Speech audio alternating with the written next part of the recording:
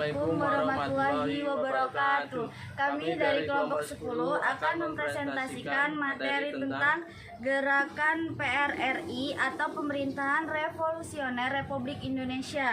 Baik, jadi latar belakang gerakan PRRI adalah gerakan pemberontakan yang diproklamasikan pada 15 Februari 1958 di Sumatera Barat oleh beberapa perwira militer dan politisi yang kecewa terhadap pemerintahan pusat yang dipimpin oleh Presiden Soekarno.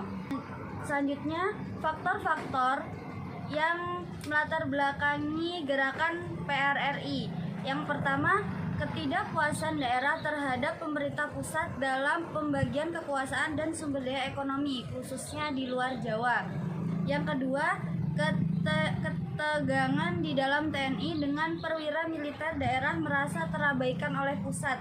Yang ketiga, kekecewaan terhadap kebijakan ekonomi, terutama terkait nasionalisasi perusahaan asing yang dianggap merugikan daerah. Yang keempat, dominasi politik pusat oleh PNI yang mengurangi ruang politik bagi partai lain di daerah. Yang kelima, pengaruh perang dingin dengan negara-negara barat pendukung PRRI sebagai respon terhadap kekhawatiran akan pengaruh komunis di Indonesia. Yang keenam, proklamasi PRRI oleh Kolonel Ahmad Hussein sebagai pemerintah alternatif di Sumatera Barat. Proses gerakan PRRI. Yang pertama, deklarasi PRRI. Kelompok pemberontak dipimpin oleh tokoh-tokoh seperti Letnan Kolonel Ahmad Hussein mendeklarasikan pembentukan Pemerintah Revolusioner Republik Indonesia di Padang, Sumatera Barat. Mereka menuntut pemberontakan pemerintah pusat dan penghapusan pengaruh komunis.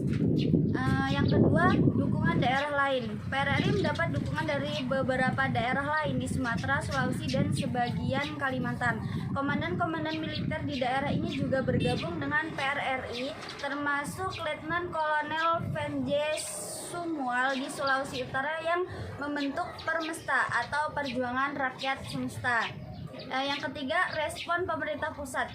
Pemerintah pusat di bawah Soekarno tidak tinggal diam. Dengan dukungan penuh dari Angkatan Darat yang dipimpin oleh Jenderal Nasution, pemerintah melancarkan operasi militer besar-besaran untuk menumpas PRRI. Operasi militer ini dikenal sebagai Operasi 17 Agustus. Yang keempat, bantuan dari Amerika Serikat. Dalam konteks perdagangan Perang Dingin, Amerika Serikat dilaporkan sempat memberikan dukungan kepada PRRI, baik secara militer maupun finansial, karena mereka khawatir Indonesia jatuh ke tangan komunis. Namun, bantuan ini tidak mampu mengubah jalannya pemberontakan. Baik, materi selanjutnya akan dijelaskan oleh Pandu.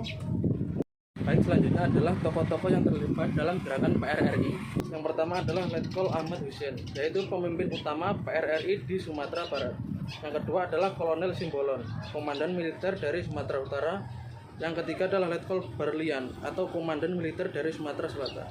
Yang keempat adalah Dr. Andes Syarifuddin Prawira Negara, alias Perdana Menteri PRRI, mantan Ketua PDRI. Yang kelima, Letkol Venje Sumual, pemimpin gerakan Permesta di Sulawesi Utara. Yang keenam adalah Kolonel Dahlan Jambe, tokoh militer PRRI di Sumatera Barat. Dan yang terakhir adalah Muhammad Nasir, tokoh Masyumi yang mendukung gerakan secara intelektual. Selanjutnya adalah penumpasan PRRI.